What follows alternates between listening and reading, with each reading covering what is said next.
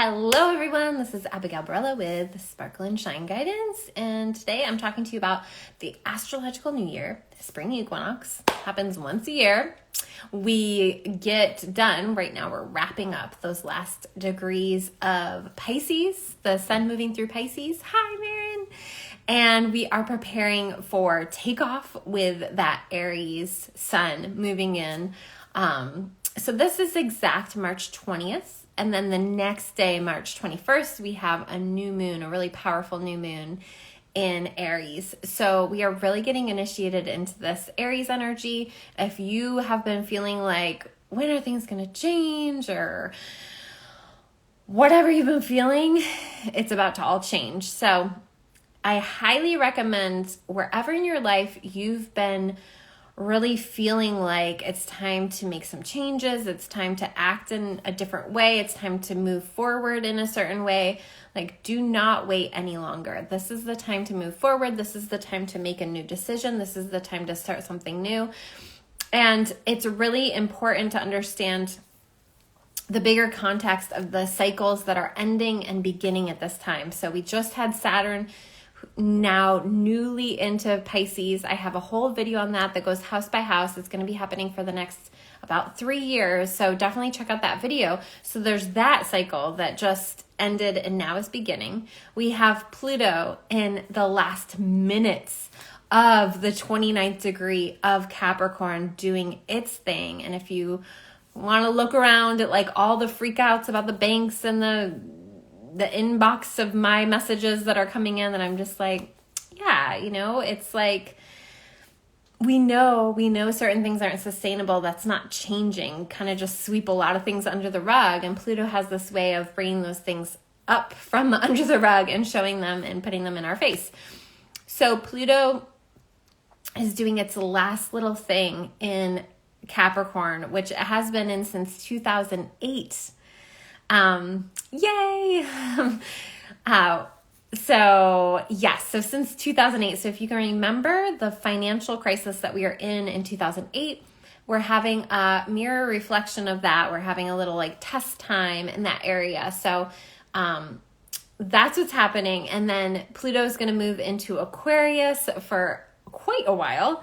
And even though Pluto is now, it's considered a dwarf planet, it's actually at the same importance in astrology as Ceres. And Ceres is really interesting. And I'm going to talk about Ceres in a minute. Ceres is the mother archetype. She is about abundance and loss, grief and celebration, and how if you are a mother, you understand these things very deeply. That anything that we gain, we can also lose, or we're confronted with that possibility of loss. And sometimes, unfortunately, we are confronted with loss as mothers, but as people, right? So Ceres is very active with this new moon, but I want to stay on track with the Astrological New Year. For the day before this new moon, we have the Astrological New Year. So sun in the first, 0 degrees of Aries, okay? And this launches us into this Astrological New Year. So not only that, but like I said, we have these other cycles that are ending and beginning. And really importantly, Mars, who typically is in a sign for about a month, has spent 7 months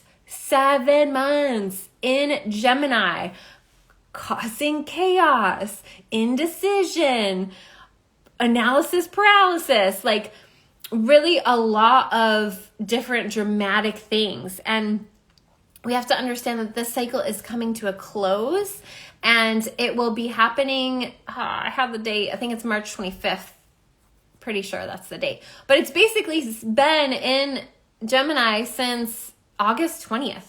So look at your life, look at what was happening around that time, and then what was like flung in your face, strewn about. That is all coming to a cleanup, okay? So you want to do the cleanup on aisle 6 right now in your mental space, because then we're going to come into Mars and Cancer. And from there on, Mars is again taking off. Mars doesn't go retrograde very often. So this is about an 18-month thing. I think. And so basically it's going to be cruising. And so you're going to notice big shifts into how you're acting, how you're moving about, how you're acting on your desires. So this is the time to really get clear and do the mental cleanup so that when you're again starting to move forward on things, you're not having to like regurgitate the things that have been coming up since October or August. So it's really important to understand that cycle is coming to a close. And Mars is very active in the new moon. So I will talk about that in a moment. But this astrological new year sets the tone for basically from March to March. And one of the things I want to draw attention to is, yes, those bigger cycles, our endings and beginnings are all happening. And Black Moon Lilith is right there in the rising of this astrological new year. And Black Moon Lilith is about the shadow. She's about what's been repressed. She's about what's been swept under the rug. Black Moon Lilith was the first wife of Adam. Black Moon Lilith was too powerful to be submissive to Adam in the ways that the patriarchy needed her to be. And therefore she was outcast, and she took her snakes and she went and she climbed some trees. And the story is, from the patriarchal perspective, she became a demon, right? Because that's what we do when we can't control the feminine. That's what we do when we're afraid of the feminine, is we categorize her as the demon. And so since she's at the rising in Leo, shining bright at the rising of this astrological New Year's chart, it's saying she won't be swept aside anymore. She won't be demonized anymore. And we have to learn how to embrace her within each and every one of us, within each other, but within ourselves as well. And this is why it's so powerful. I offer feminine leadership. We go through each one of these archetypes, and Black Moon Lilith is the sexual priestess.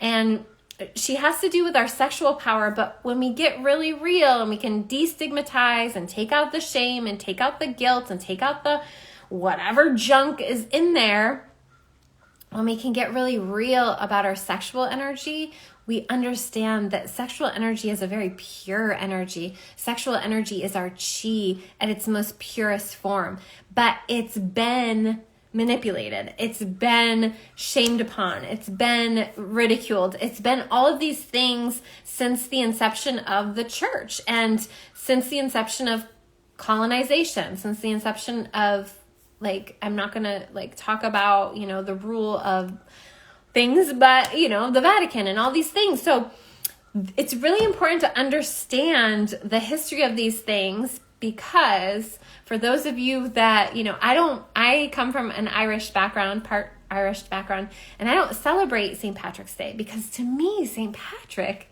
was the one in the story, and who knows if it's a real even person, but in the story, we're celebrating the removal of the feminine, the removal of the snakes. And in reality, the snakes need to come back. We need to welcome the snakes back in. And if you look at the metaphysical meaning of a snake, the snake is so powerful in terms of its ability to shed its skin and retransmute energy and rebirth itself and come into a new place. And this is what we're all being asked to do at this time. Shed the layers of shame, shed the layers of guilt, shed the layers of where your power was manipulated, where you were told you couldn't speak out in a certain way, where you were told you were selfish if you did something, where you were told that you were wrong if you wanted something, where you were told that your energy was too big, that you should just be quiet and smile and do what the teacher says, do what the parent says. All of those things are coming back, because it is time now to welcome the snakes back in. It is time now to honor your own power. It is time now to honor the layers of you that are underneath all of the things that are sloughing off, and you don't know what's there anymore, and you can't tell what's real and what's really you. Underneath all of that is your chi, and that is the most purest part of you, and that is your sexual energy. And so when you start to understand this and understand that one of the ways that the people are manipulated in this day and age is the sexual addiction without the authentic sexual connection. And this is a way to keep the people down. This is one of the things that I talk to my kids about all the time. It's a way to disconnect people from not only each other, but from your own chi, from your own deepest power. So this is something that's really passionate for me. It is something that is coming into focus in a bigger way for all of us. And so looking at your own chart, look at where this is happening for you. Where is the 0 degree of Aries happening in your chart? Where is that always? It's always, the spring equinox is always in the same spot in your birth chart. Look at where it is. Look at where you're being asked to transmute. Look at where you're being asked to rebirth. Look at where you're being asked to take that gnarly compost that you went through this last fall, that you were in it, you know, and where you're being asked to kind of come up through it so that you can flower through.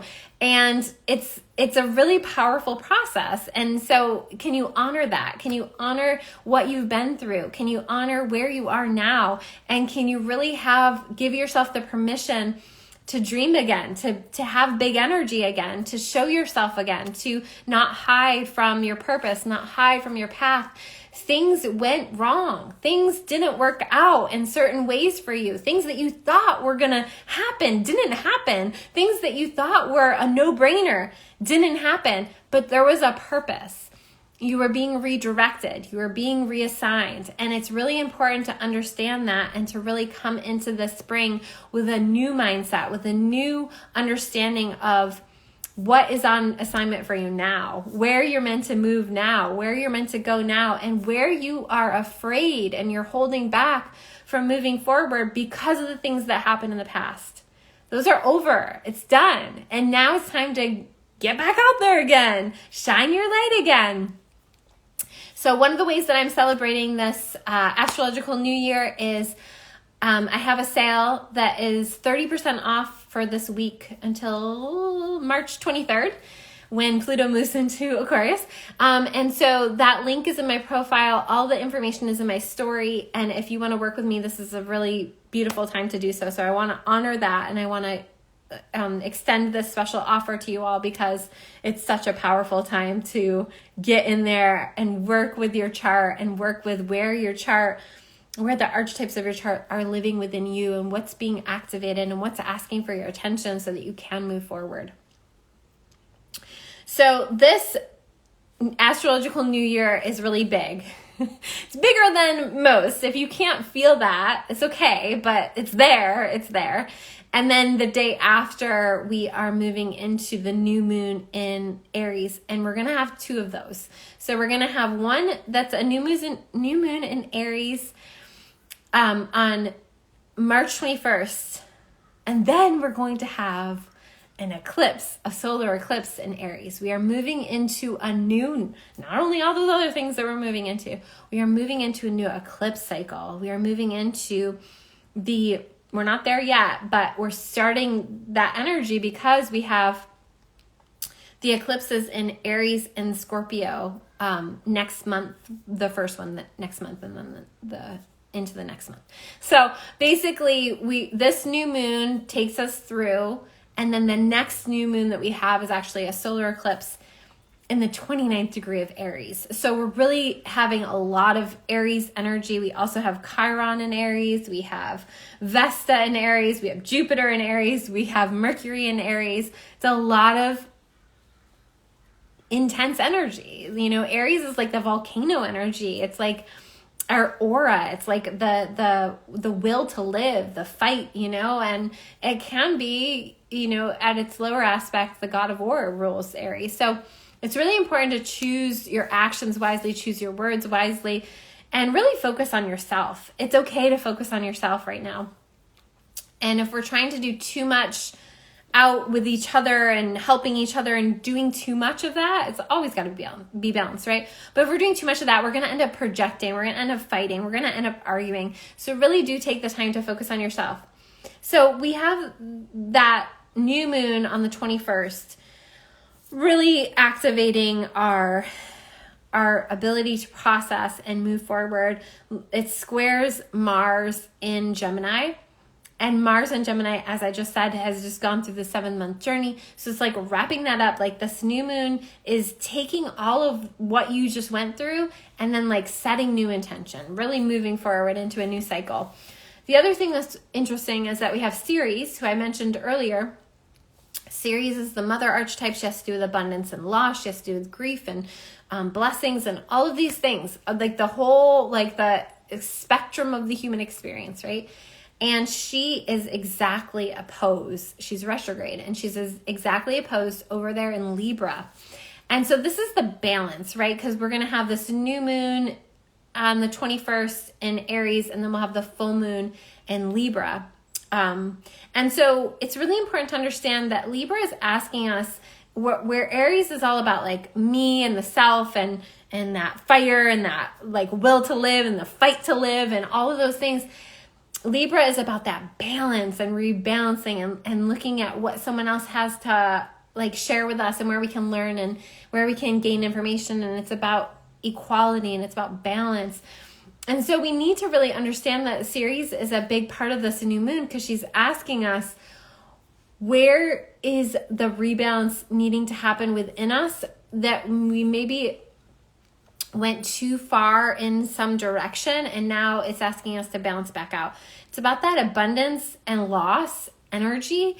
And if we're afraid of losing, if we're afraid of not gaining, if we're like really focusing on that, we need to have that come into our conscious awareness so that we're not navigating our life that way, so that we can alchemize that, so that we can see like, okay, like if I'm really afraid of losing something, it's a waste of energy and it can manifest itself. So Ceres is there to balance us out. And this new moon is a really important time to set intentions around abundance. It's to set intentions around where you want to see more fruitfulness, where you're wanting to, harvest as we come into the next season.